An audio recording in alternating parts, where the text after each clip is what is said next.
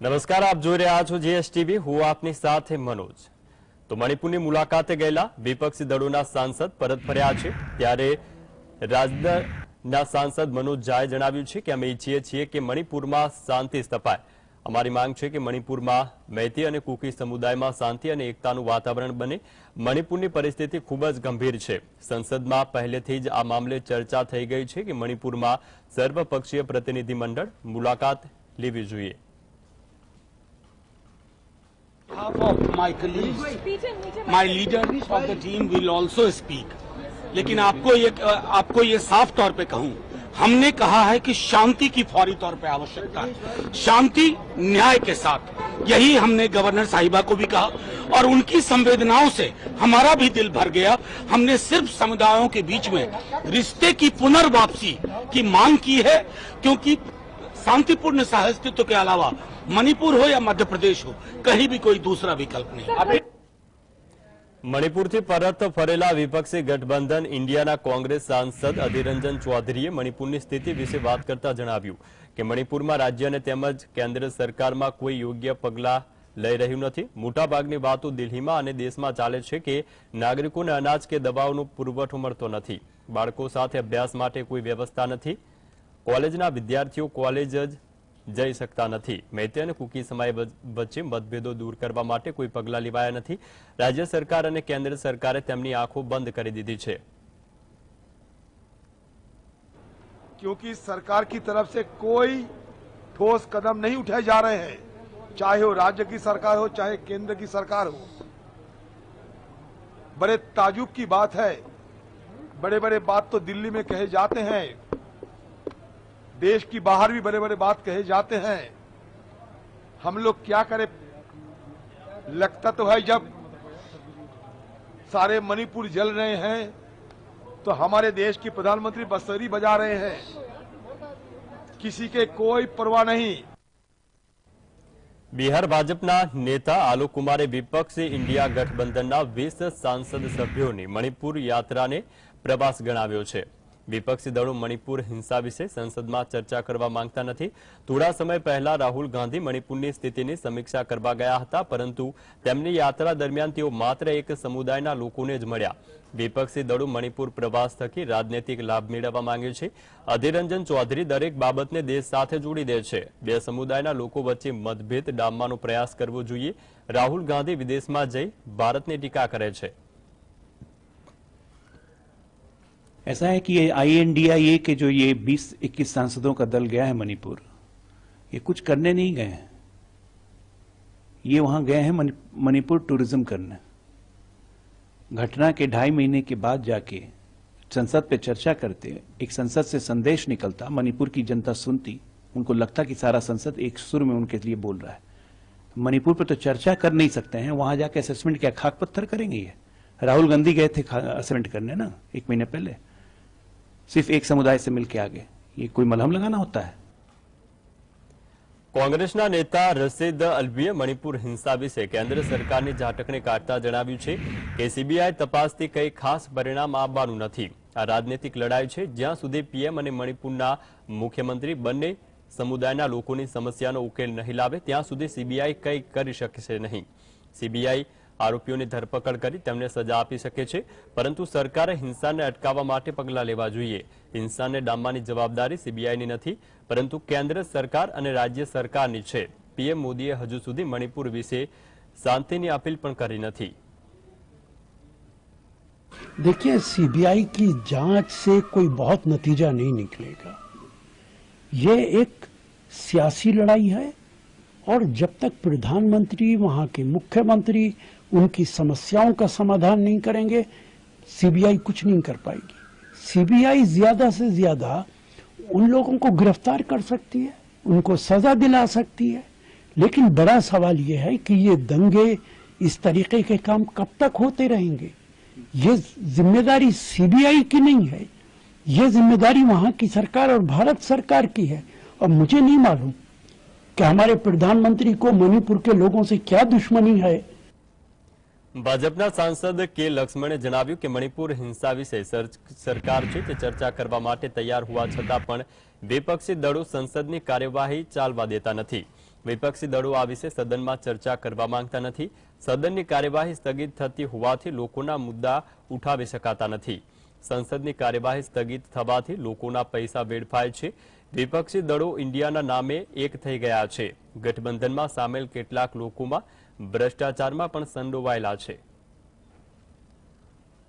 9 साल का जो मोदी जी सरकार जो गरीब के कल्याण के लिए जो उपलब्धियां दिया गया, ये सब चर्चा करने के लिए विकास 9 साल के अंदर जो भी विकास किया गया हम तैयार हैं और लोगों को भी बताना चाहते हैं. मगर ये प्रजा का जो आज पैसा इतने सदन को आज न चलने से कितना नुकसान हो रहा, पूरा देश उनकी ओर देख रही है. विपक्ष अपना भूमिका निभाकर सरकार से समाधान पूछना चाहिए. मगर પશ્ચિમ બંગાળ વિધાનસભામાં વિરોધ પક્ષના નેતા શુભેન્દુ અધિકારીએ જણાવ્યું છે કે વિપક્ષી ગઠબંધનને ઇન્ડિયા શબ્દથી કોઈ મતલબ નથી. આ ગઠબંધનમાં ભ્રષ્ટાચારી અને પરિવારવાદી લોકો સામેલ છે. ઈડી અને સીબીઆઈની કાર્યવાહી અટકાવવા માટે વિપક્ષી દળોના લોકો સાથે આવ્યા છે. ઇન્ડિયા મુજાઉદ્દીન પણ ઇન્ડિયા શબ્દનો ઉપયોગ કરે છે. માત્ર ઇન્ડિયા શબ્દનો ઉપયોગ કરવાથી કોઈ રાષ્ટ્રવાદી બની જતું નથી. પોતાના પરિવારને બચાવવા માટે કેટલાક લોકોએ ગઠબંધન કર્યું છે. મમતા બેનર્જી પોતાના ભત્રીજાને બચાવવા માટે ગઠબंधનમાં જોડાયા છે. अरे इंडिया नाम से कोई मतलब नहीं है, इंडिया नाम से कोई मतलब नहीं है. ये कुछ परिवारवादी और भ्रष्टाचारी का जोट है.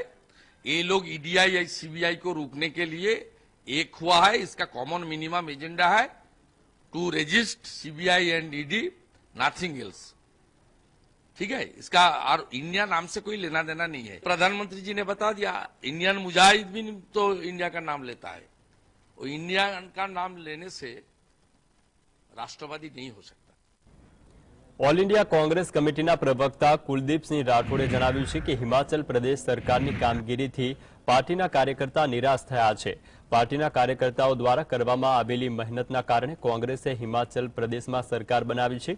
પાર્ટીએ કાર્યકર્તાઓની વાત સાંભળવી જોઈએ. આવનારા સમયમાં લોકસભાની ચૂંટણી આવી રહી છે. હું આશા રાખું છું કે પ્રદેશના મુખ્યમંત્રી પણ આ સમસ્યાનો નિકાલ લાવશે. વરિષ્ઠ નેતાઓએ સંગઠન અને પાર્ટીને વધુ મજબૂત બનાવવા પર ધ્યાન આપવું જોઈએ. निश्चित तौर पे अब मैं तो प्रदेश का अध्यक्ष रहा हूँ. अब सैकड़ों की संख्या में जो पार्टी के कार्यकर्ता हैं, उनकी ताकत थी, तभी तो हम हिमाचल प्रदेश में अपनी वापसी कर पाए. तो कार्यकर्ता हर जिले से, हर ब्लॉक से मुझसे बात करते हैं. तो कहीं ना कहीं मुझे लगता है कि उनकी बात जो है वाजिब है. આસામના મુખ્યમંત્રી હિંમત બિસ્વા શર્માએ કહ્યું છે કે લવ જેહાદ સમાજમાં તણાવ પેદા કરે છે અને તેને રોકવું જોઈએ. મહત્વનું છે કે આજે શર્માએ કહ્યું છે કે રાજ્યના પોલીસ અધિક્ષકોની આજે 2 દિવસીય પરિષદ પછી બોંગાઈ ગામમાં પત્રકારોને જણાવ્યું કે તેઓ રાજ્યમાં હિન્દુ અને મુસ્લિમો વચ્ચે શાંતિપૂર્ણ સહઅસ્તિત્વ ઈચ્છે છે, પરંતુ જેહાદ અને બળજબરીથી ધર્માંતરણ જેવા મુદ્દાઓ તણાવ પેદા કરે છે. વધુમાં તેમણે કહ્યું છે કે લવ જેહાદના મોટા ભાગના કેસોમાં એવું જોવા મળે છે કે છોકરીઓને બળજબરીથી લઈ જવામાં આવે છે અને પછી તેનો વિડીયો બનાવીને બ્લેકમેલ કરવામાં આવે છે. તેમણે આ અંગેની તપાસની વાત કરતા કહ્યું છે કે આપણે અત્યાર સુધી કેટલા કેસ સામે આવ્યા છે તેની તપાસ કરવી જોઈએ.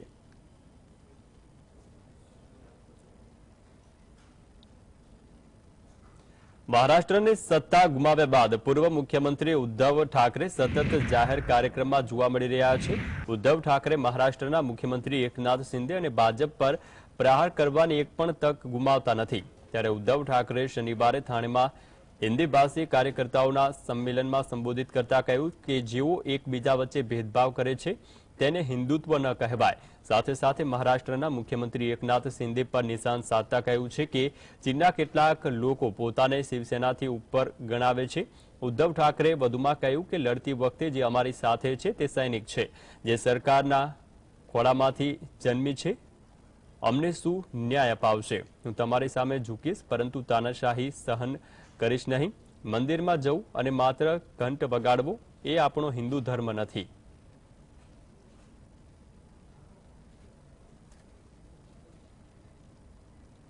છત્તીસગઢના મુખ્યમંત્રી ભૂપેશ બઘેલે જણાવ્યું છે કે એક તરફ કૃષિ ખર્ચ વધી રહ્યો છે તો બીજી તરફ પેટ્રોલ, ડીઝલ અને રાસાયણિક ખાતરના ભાવ પણ વધી રહ્યા છે. ખેડૂતોને એમએસપીના યોગ્ય ભાવ મળતા નથી. તો ખેડૂતોની આવક બમણી કેવી રીતે થશે? ભાજપ સરકારે અનુસૂચિત જનજાતિના અધિકારો છીનવી લીધા છે. તેમની પાસેથી લાખો એકર જમીન છીનવી લેવામાં આવી છે. પરંતુ કોંગ્રેસ સરકારે છત્તીસગઢમાં અનુસૂચિત જનજાતિ કલ્યાણ માટે કામ કર્યું નથી, તો બીજી તરફ ભાજપ સરકાર લોકોને લૂંટી રહી છે. एक तरफ कृषि लागत बढ़ते जा रहा है क्योंकि डीजल, पेट्रोल और रासायनिक खाद के भाव बढ़े हैं, तो इसका मतलब यह है कि लागत में वृद्धि हो गई। दूसरी तरफ किसान, सैकड़ों किसान की मौतें हुई, उनकी शहादत हुई और उसको एमएसपी में अभी खट्टर साहब के सरकार में भी सूरजमुखी समर्थन मूल्य खरीदो इसलिए आंदोलन करना पड़ा, उसमें लाठियां बरसाई गई। ज्यादा पुरानी बात नहीं है, एक डेढ़ महीने पुरानी बात। तो यदि किसान को एमएसपी में रेट नहीं मिल रहा है तो आय दुगनी कैसे हो गई? केवल 6,000 रुपया देने से अब तो जो पहले दे दिए थे अब उसकी वसूली शुरू कर दिए हैं लोग। કેન્દ્રીય ગૃહમંત્રી અમિત શાહ મધ્યપ્રદેશના ઇન્દોરમાં ચૂંટણી પ્રચાર માટે એક કાર્યક્રમમાં પહોંચ્યા હતા. ઇન્દોર એરપોર્ટ પર ભાજપના કાર્યકર્તાઓ અને મધ્યપ્રદેશના સીએમ શિવરાજસિંહ ચૌહાણે તેમનું સ્વાગત કર્યું. તેમણે ઇન્દોરમાં બૂથ કાર્યકર્તાઓને સંબોધિત કર્યા હતા. તેમણે જણાવ્યું છે કે હું ઇન્દોરના અને મધ્યપ્રદેશના લોકોનો હૃદયપૂર્વક આભાર માનું છું. હું મધ્યપ્રદેશના નાગરિકોને 2014 અને 2019ની ચૂંટણીમાં ભાજપને વોટ આપી આશીર્વાદ આપ્યા તે બદલ આભાર માનું છું. मैं मध्य प्रदेश की जनता का भी हृदय से धन्यवाद करना चाहता हूं कि 2014 और 2019 के चुनाव में मध्य प्रदेश की जनता ने भोले शंकर की तरह भारतीय जनता पार्टी पर कृपा कर भारतीय जनता पार्टी की झोली वोटों से भरने का काम कर दिया। વડાપ્રધાન મોદીએ 103મી મન કી બાત કાર્યક્રમમાં સંબોધન દરમિયાન જણાવ્યું કે આઝાદી કા અમૃત મહોત્સવ કાળમાં 60,000થી વધુ અમૃત સરોવર બાંધવામાં આવ્યા. આ સાથે જ અન્ય 50,000 અમૃત સરોવરનું બાંધકામ ચાલી રહ્યું છે. દેશના લોકોએ પાણીનું સંરક્ષણ કરવા માટે પ્રયાસ શરૂ કર્યા છે. આ સાથે જ ઉત્તર પ્રદેશમાં એક દિવસમાં રેકોર્ડ બ્રેક 30 કરોડ વૃક્ષો વાવવામાં આવ્યા. તો પીએમ મોદીએ ઘણા રાજ્યમાં પૂરના કારણે થયેલા જાનમાલના નુકસાન વિશે પણ દુઃખ વ્યક્ત કર્યું. ભાજપ અધ્યક્ષ જેપી નડ્ડા અને ઉત્તર પ્રદેશના મુખ્યમંત્રી યોગી આદિત્યનાથ સહિતના નેતાઓએ પણ વડાપ્રધાનની આજે મન કી બાત કાર્યક્રમનું પ્રસારણ સાંભળ્યું.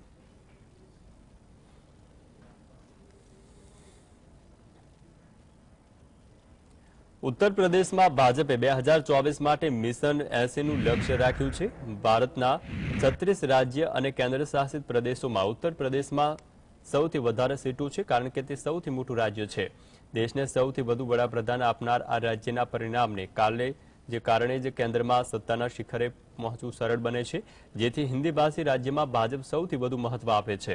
આ વખતે ભાજપે યુપીમાં મિશન 80 માટે નક્કર તૈયારીઓ શરૂ કરી છે. સમાજવાદી પાર્ટીના ઘણા દિગ્ગજ નેતાઓ ભાજપની છાવણીમાં જોડાયા છે. આ સિવાય રાષ્ટ્રવાદી પસમંદા મુસ્લિમ સંગઠને પોતાની વોટ બેંક વધારવાની યોજના બનાવી છે. 2019ની લોકસભા ચૂંટણીમાં 5 બેઠકો જીતનાર સમાજવાદી પાર્ટી ચક્રવ્યૂહ બનાવવાનું શરૂ કર્યું છે. જેપી નડ્ડાની નવી ટીમમાં પણ સૌથી વધુ ધ્યાન યુપી પર આપવામાં આવી રહ્યું છે. ત્યારે હવે સપાના પૂર્વ ધારાસભ્ય પૂજા પાલ ટૂંક જ સમયમાં ભાજપમાં સામેલ થાય તેવી શક્યતા છે. પૂજાની સાથે સપાના અન્ય ઘણા નેતાઓ પણ ભાજપમાં જોડાઈ શકે છે.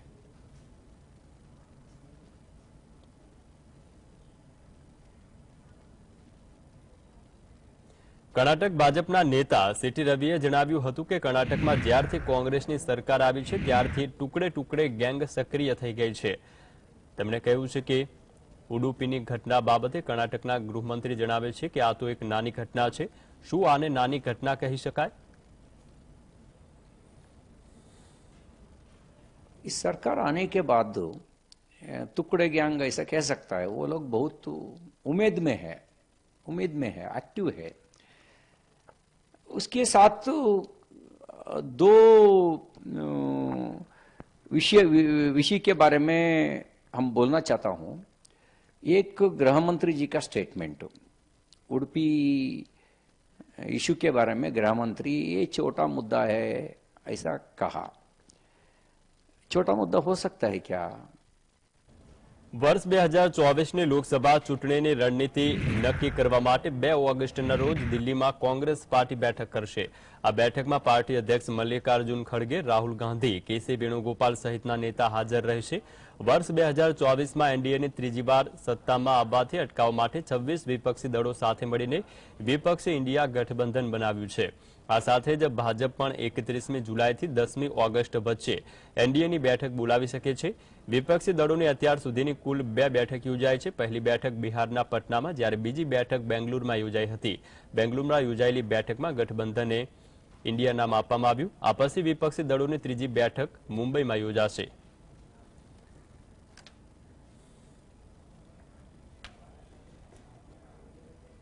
બિહારમાં કાકા પશુપતિનાથ પારસ અને ભત્રીજા ચિરાગ પાસવાન વચ્ચે હાજીપુર બેઠક મામલે ઉભા થયેલા વિવાદનું સ્પષ્ટીકરણ આપતા રાષ્ટ્રીય લોક જનશક્તિ પાર્ટીના અધ્યક્ષ ચિરાગ પાસવાને જણાવ્યું છે કે ગઠબંધનમાં કોઈ પણ પાર્ટી કે વ્યક્તિને કોઈ સમસ્યા હોય તો પહેલા ગઠબંધનમાં અંદર જ વાત કરવી જોઈએ. એ જ સાચી જગ્યા છે. મીડિયામાં વાત કરવાથી કોઈ ટિકિટ નહીં મળે. કઈ બેઠક મળશે તે ગઠબંધન નક્કી કરશે. મેં એનડીએમાં જોડાતા પહેલા મારી વાત કહી હતી, પરંતુ કોઈ શરતો નથી. ભાજપનું અન્ય પાર્ટીઓ સાથે કોઈ જોડાણ છે, માત્ર મારી પાર્ટી સાથે જ નથી. આથી અન્ય પાર્ટીઓ સાથે પણ ચર્ચા જરૂરી છે. કોને કઈ બેઠક અને કેટલી બેઠક મળશે તે ચર્ચા પછી મીડિયાને જણાવવામાં આવશે.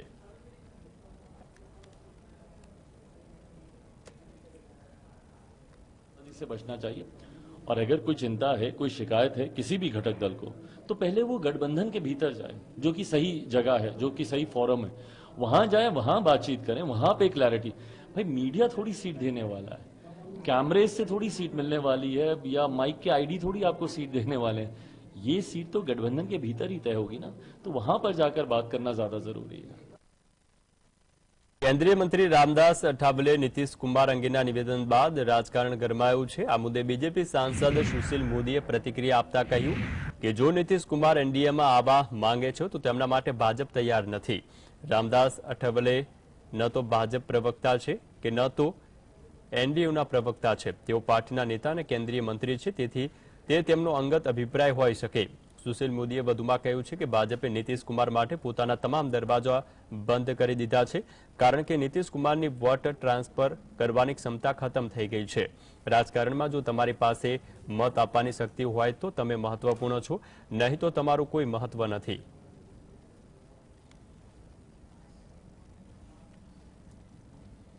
મધ્યપ્રદેશના પૂર્વ મુખ્યમંત્રી અને કોંગ્રેસના નેતા કમલનાથે જણાવ્યું કે પ્રદેશમાં કાયદો અને વ્યવસ્થાની સ્થિતિ કથળી રહી છે.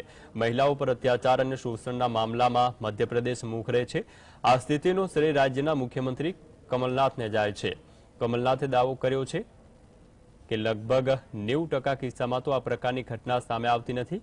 વિધાનસભાની ચૂંટણી વિશે ભાજપ ઈચ્છે તેટલા દાવા કરે છે, પરંતુ કોને કેટલી બેઠકો આપવી એ તો અંતે પ્રજા જ નક્કી કરશે.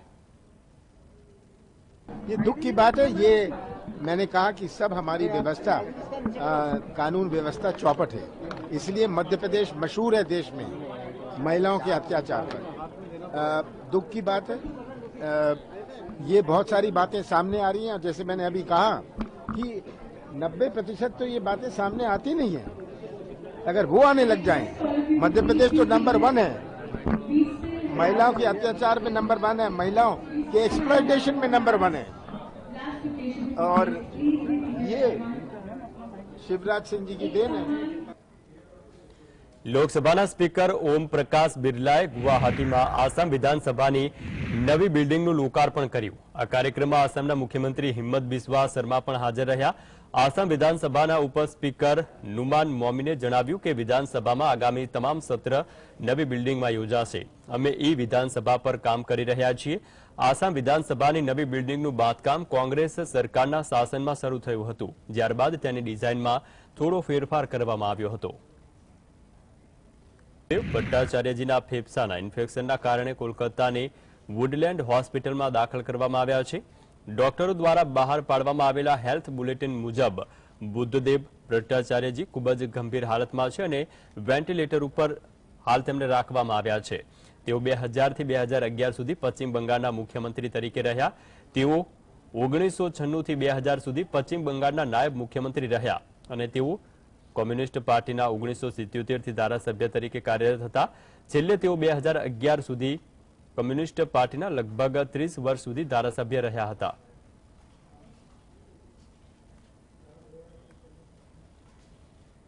ભારતીય સેનાનો જવાન કાશ્મીરના કુલગામથી ગુમ થયો છે, જ્યાં સેનાએ તપાસ અભિયાન શરૂ કર્યું છે. ભારતીય સેનામાં ફરજ બજાવતો યુવક નોકરી પૂરી કરીને પોતાના ઘરે રજા પર આવ્યો હતો. આ દરમિયાન તે શનિવારે પોતાની કાર લઈને ઘર વખરીનો સામાન લેવા માટે ગયો હતો, પરંતુ ત્યાંથી પરત ન ફરતા પરિવારજનોએ ઉચ્ચ અધિકારીઓને જાણકારી આપી, જે બાદ ભારતીય સેનાએ સર્ચ ઓપરેશન શરૂ કર્યું હતું, જેમાં યુવકની કાર મળી આવી છે. જ્યારે ભારતીય સેનાનો જવાબ હજુ સુધી આવ્યો નથી અને આ જવાન પણ હજુ સુધી મળ્યો નથી.